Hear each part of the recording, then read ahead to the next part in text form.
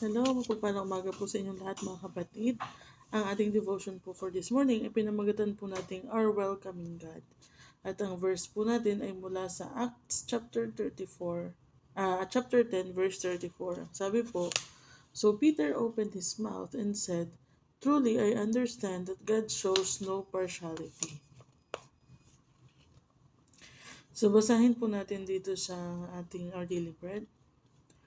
Our church meets in an old elementary school, one that closed in 1958. Rather than obey, one that closed in 1958, rather than obey a U.S. court order to integrate or the act of having African American students attend schools previously attended by only Caucasian students. The following year, the school reopened, and Elva, now a member of our church, was one of those black students who were thrust into the white world. I was taken out of my safe community, with teachers who were part of our life, Elva recalls, and placed in a scary environment in a class with only one other black student. Elva suffered because she was different, but she became a woman of courage, faith, and forgiveness. Her witness is profound because of how much evil she endured at the hands of some members of a society that denied the truth that every human being, regardless of race or heritage, is loved by God.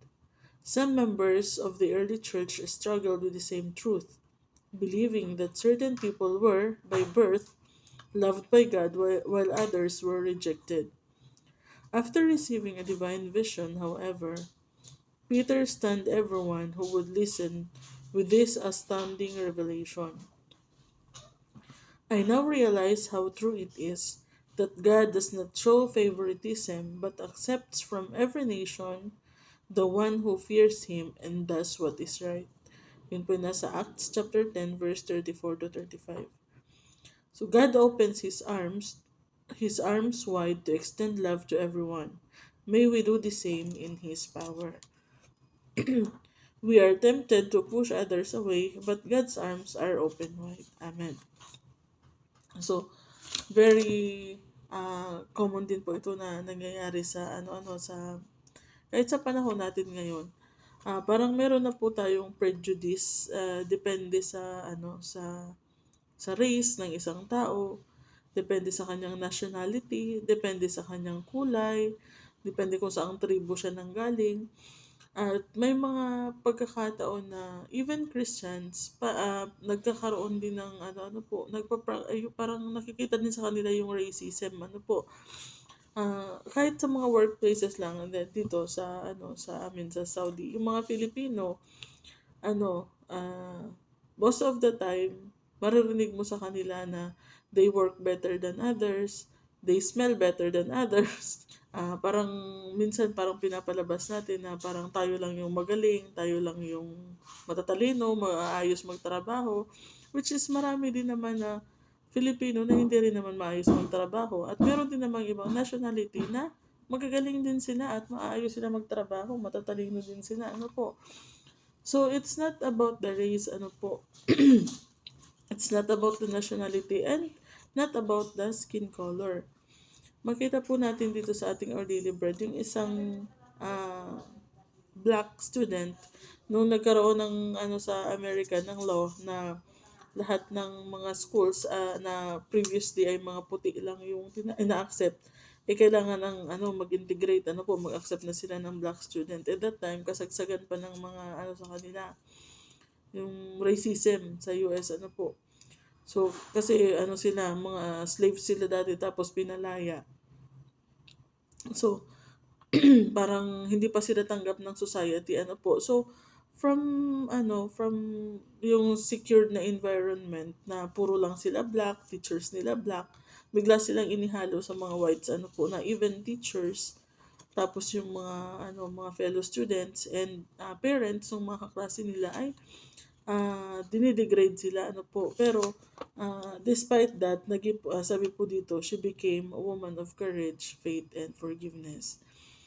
So, sa atin po mga Kristiyano, ano po, hindi po dapat makita yung ganitong pagtataboy sa iba or pamimili ng kasama na nakadepende lang sa itsura, depende sa pananamit, depende sa kanyang kulay, depende sa kanyang antas ng katayuan sa society, kung siya ba ay mayaman or hindi, or depende sa kanyang lahi, depende sa kanyang nationality.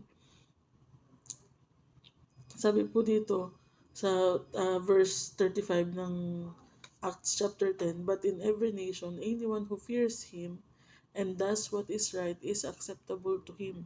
So, minsan nagkakaroon tayo ng prejudice na para bang tingin natin ay baka hindi totoong mananampalataya ng Panginoong Hesus, lalo pa kung lumaki sila na sa ibang sa ibang paniniwala. So andun na agad yung prejudice natin na parang hindi ito katanggap-tanggap sa Panginoon or ganyan. Pero hindi po eh. Papaano kasi kung yun po yung i-apply natin, papaano na lang po yung panahon dati na ang pinili lang naman talaga ng Diyos ay ang Israel.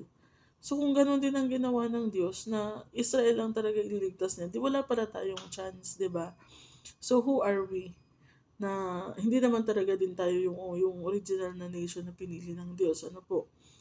Hindi naman tayo kasali doon sa mga Hudyo na pinili ng Diyos mula pa nung time ni Jacob. Ano po? Purihin ang Panginoon na ang kanyang kamay ay bukas doon sa mga hindi Hudyo. Ano po? Yung tinatawag nilang Gentiles.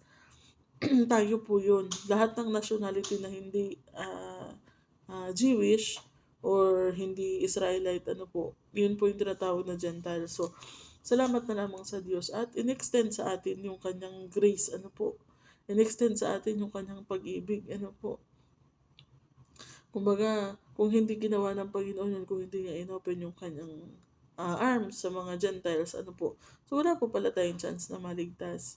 So, ganyan din po kasi yung mga Hudyo nung time na yon na hindi nila, parang may mga Hudyo noon na hindi nila tanggap na pati ang mga Gentiles ay maliligtas, So, sinabi dito ni Peter, "Truly I understand that God shows no partiality, but in every nation, anyone who fears Him and does what is right is acceptable to Him."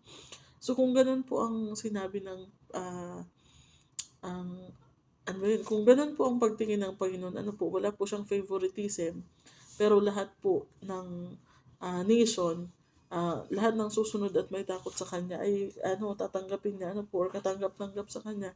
Who are we to judge? Na tayo lang din naman ay, kumbaga na-extend lang din sa atin yung grasya ng Diyos, So, wag po tayong, parang minsan ayaw na natin mag-share kapag hindi natin parehas ng race, or parang pagka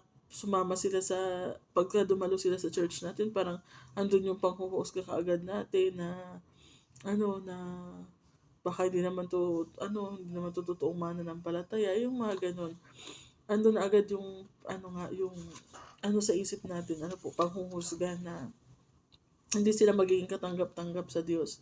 So, hindi po doon tumitingin ang Panginoon, no matter what your color is, ka man, black, white, yellow, pink, brown, dirty white, dark brown, mga ganun. Ano po yung skin color. Ano man po yung skin color natin, ano man ang kulay ng buhok mo, kulay ng balat mo, saang bansa ka man galing. Kung may takot ka sa Diyos at susunod ka sa Kanya, katanggap-tanggap ka. So, may mga times din na tayo parang nai-intimidate din tayo. Kung tayo naman yung parang parang nakakaranas ng ng racism, kung tayo man din nasa ibang bansa at ganun ang tingin nila sa atin, huwag kang ma-intimidate, kapatid. Kasi hindi tumitingin ang Diyos sa ganyan. Anyone na mananampalataya sa ating Panginoong Hesukristo ay may chance po na maligtas. Hindi po depende sa ating nationality or depende sa ating kulay. So, sa atin din, iwasan natin na magsasalita ng mga hindi magaganda sa mga hindi natin kauri. Iwasan natin na magsasalita ng hindi maganda sa mga hindi natin kalahi. Dahil tao din po sila na nilikha ng Panginoon, mahal din po sila ng Panginoon. Kung ano yung pagmamahal sa atin ng Diyos, ganun din sa kanila. God shows no partiality. God shows no favoritism. Ano po. Naranasan ko yan dito sa KSA na merong nung tinawag ko siya na kasi nanganganak yung wife niya, tapos may ine-explain ako sa kanya. Sabi ko sa kanya, brother, ginanon ko siya. Tapos sabi niya, don't call me brother, I'm not your brother, you are another kind. So sabi ko, ano another kind? Baboy ba ako? Hindi ba ako tao? Mukha lang akong baboy pero hindi tao din naman ako. So masakit sa part nung na nasasabihan ng ganun. So wag nating ipaparana sa iba. Pare-parehas po tayong tao, pare-parehas po tayong mahal ng Diyos, ano man yung ating nationality, ano po. So, wag nawang marinig sa mga Kristiyano yung ganitong panghuhusga. So, dapat po ang nakikita po sa atin, hindi po yung panghuhusga or yung pangmamaliit ng kapwa. Ang makita po dapat sa atin bilang mga anak ng Diyos is yung pag-ibig ng ating Panginoong Jesus. Ano po? Dapat maramdaman nila sa atin yung pag-ibig ng Diyos. Ano po?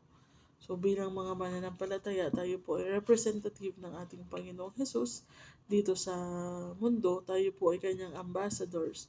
So kung ano yung pinapakita natin sa ating kapwa, yun yung magiging tingin nila sa yun yung makikita nila na pinapagawa sa atin ng ating Panginoong Jesus.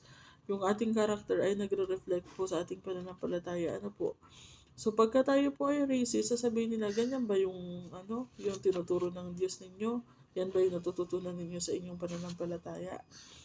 Ayan ba yung bunga ng relationship nyo sa Diyos?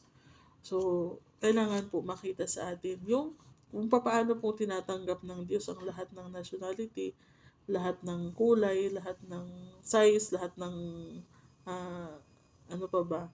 Basta, yun. Lahat ng uri.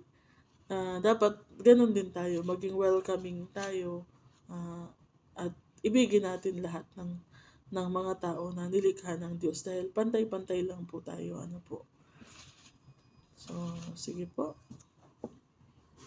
So, amen po. Tayo po ay manalangin. Salamat Panginoon sa inyong pagpapaalala.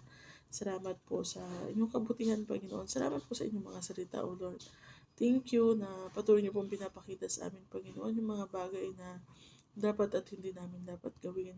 Salamat po sa pagpapaunawa na lahat po ng tao, Panginoon, ano man ang kanilang kulay, ano man ang kanilang lahi, saan man sila nagmula, ay mahal po ninyo, Panginoon, at kasama po sila sa mga nais ninyong maligtas din, Panginoon.